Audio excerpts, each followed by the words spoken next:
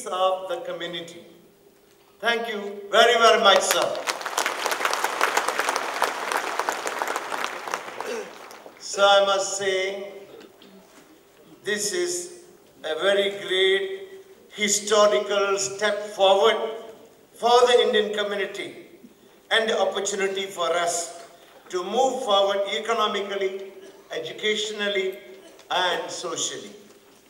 We are also happy that the Deputy Prime Minister is chairing this committee, and with his efficiency and dedication, we will achieve our targets. Prime Minister, sir, MIC stands by you and your deputy. MIC stands by you and your deputy and fully support your leadership. Therefore, ladies and gentlemen, I invite you to stand and give a big applause for our Prime Minister and the Deputy Prime Minister.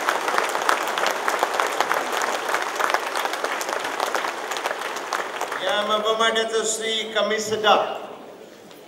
kami sedar tentang kesukaran yang ditempui dalam pilihan raya umum ke-12 yang lalu. Kami di MIC merasa masanya telah ditiba untuk menggembiling tenaga dan mengembalikan tahap kepercayaan masyarakat terhadap kerajaan barisan nasional. Bagi kita, MIC akan berjuang untuk meningkatkan status sosioekonomi masyarakat India. Ke arah itu, kami sedang melangkah untuk membina sebuah parti MIC yang akan menjadi sebuah parti generasi baru, the new generation party. As we face new challenges and sometimes threats, it is time to redefine the party's role. Termasuk grant telah diberi kepada Kementerian Pelajaran untuk membina semula sekolah-sekolah tamal.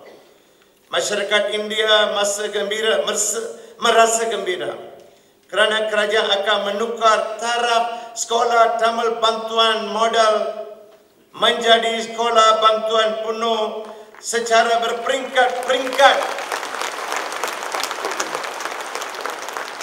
A dream that is realized after 145 years. The first Tamil school that was built by the British is also a bantuan model school.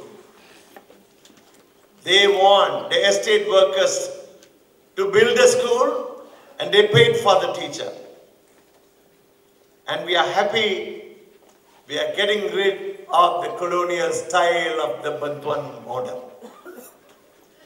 MIC mengambil kesempatan ini untuk mengucapkan berbanyak terima kasih kepada kerajaan di atas sokongan ini. Saudara-saudari yang saya hormati sekalian, bagi MIC, saya dengar tadi apakah langkah-langkah yang akan diambil ataupun yang telah ataupun sedang mula diambil oleh MIC yang telah pun diumumkan oleh Datuk Seri S. Samir Gaduh tadi. Dan tuan-tuan semuanya menyambut dengan tepukan menandakan sokongan dan agaknya kesediaan untuk melaksanakannya. Ini baik, kalau begitulah sikapnya, kalau begitulah kehendaknya, saya harap MIC akan lebih baik lagi daripada masa dulu.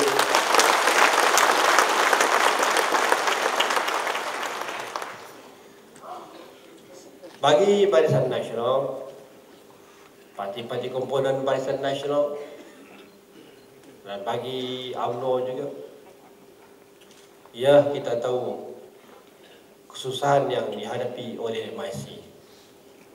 Tapi MIC adalah kawan kita yang lama semenjak perikatan dulu, dan sampai sekarang kita tetap berada bersama dengan MIC dan memberi satu.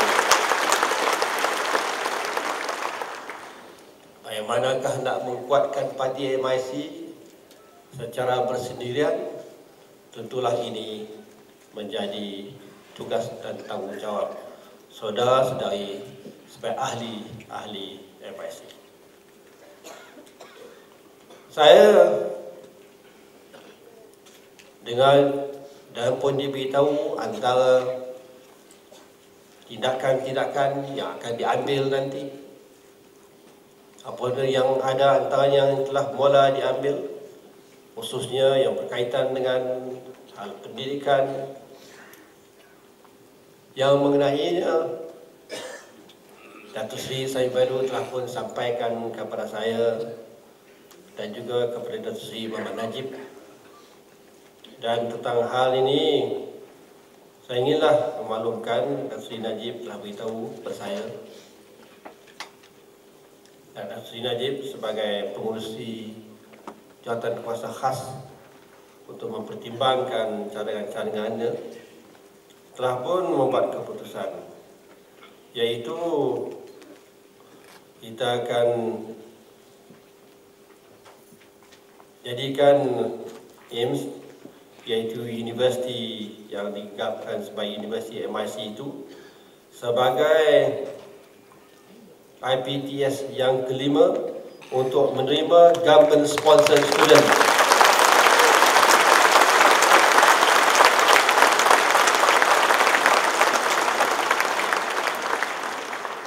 Ini bermakna kita akan menambahkan lagi pelajar-pelajar kita dalam subjek-subjek kritikal, subjek seperti perubatan, farmasi dan engineering. Ini adalah subjek-subjek yang sentiasa dianggap sebagai subjek-subjek yang penting, dan sekaligus ia juga memberi taraf yang lebih tinggi kepada universiti ini. Dan dengan itu saya percaya universiti ini akan dapat meningkatkan kejayaannya di masa hadapan. Di samping itu juga yang berkaitan dengan Sekolah Rendah Jenis Kebangsaan Timor,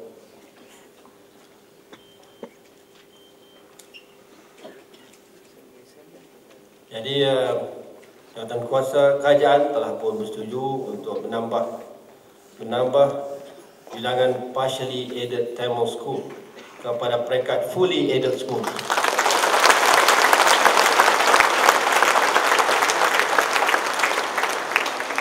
Dan sambil itu juga konsolidasi sekolah-sekolah jenis kebangsaan Tamil yang kecil, yang enrollmentnya pun tak sampai 50 orang. Kita akan adakan konsolidasi supaya ia dapat berfungsi dengan lebih baik lagi.